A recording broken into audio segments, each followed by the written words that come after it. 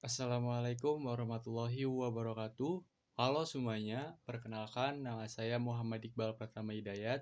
Saya merupakan mahasiswa semester 1 Program Studi Pariwisata Syariah dari kelas 1C dengan NIM 2530214071. Di sini saya ingin mengerjakan ujian akhir semester mata kuliah pengantar ilmu ekonomi Islam, dosen pengampu Bapak Munir Ajhari, STMA, yaitu merangkum sebuah materi dari bab 1 sampai bab 6. Baik, di sini yaitu bab pertama, yang dimana mampu menguraikan dalam menganalisa konsep harta dan kepemilikan dalam Islam. Adapun ada beberapa unsur. Yang pertama yaitu hak untuk menggunakan, yang kedua hak untuk mendapatkan hasil, yang ketiga hak untuk mengalihkan, yang keempat hak untuk melindungi, dan yang kelima hak untuk mengontrol. Harta dalam Islam adalah sesuatu yang bernilai dan dapat dimiliki, yang pada hakikatnya adalah milik Allah Subhanahu wa Ta'ala. Sementara manusia hanya sebagai pengelola atau pemegang amanah untuk memanfaatkan harta tersebut.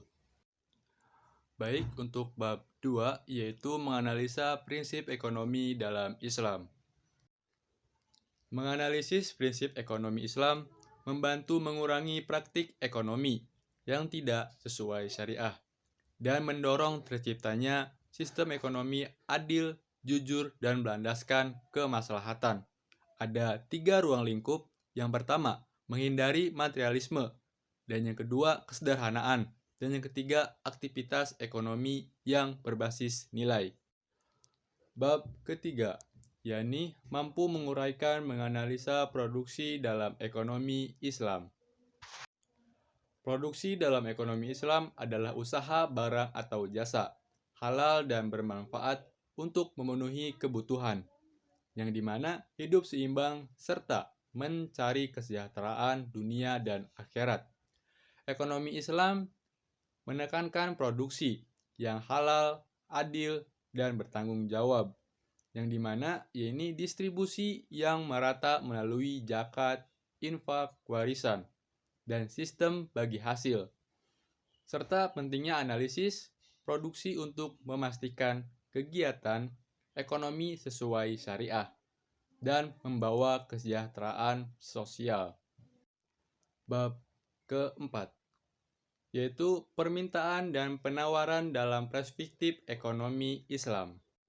Pandangan ekonomi Islam terhadap permintaan atau penawaran dan mekanisme pasar secara umum mirip dengan ekonomi konvensional, yang dimana batasi oleh hukum dan moral Islam, syariah yang membedakan teorinya.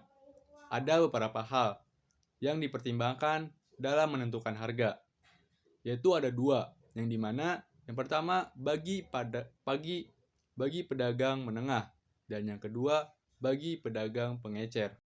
Bab kelima, yaitu konsep dan analisis perdagangan Islam, yaitu pertukaran atau jasa secara halal, berlandaskan kejujuran, keadilan, keamanahan, dan bebas dari riba, gohor, dan maisir. Ada beberapa dasar hukum perdagangan Islam. Yang pertama, Al-Quran, Allah menghalalkan jual beli. Dan kedua, hadis larangan penipuan.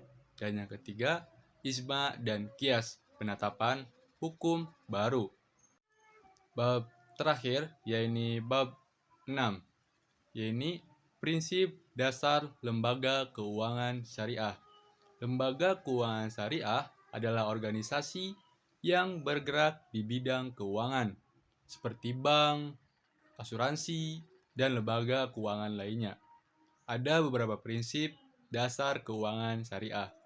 Yang pertama, keadilan, kedua, kemitraan, ketiga, transportasi atau transparasi, yang keempat, larangan riba, dan yang kelima, larangan maisir, dan yang keenam, larangan gohor, dan yang terakhir yaitu sesuai akad syariah.